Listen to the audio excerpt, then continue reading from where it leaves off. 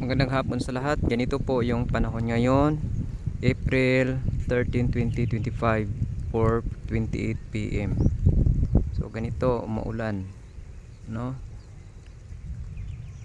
Nagkakaroon ng ulan dito sa amin, rain shower. O yan. Ganito yung sitwasyon ngayon dito sa Mindanao.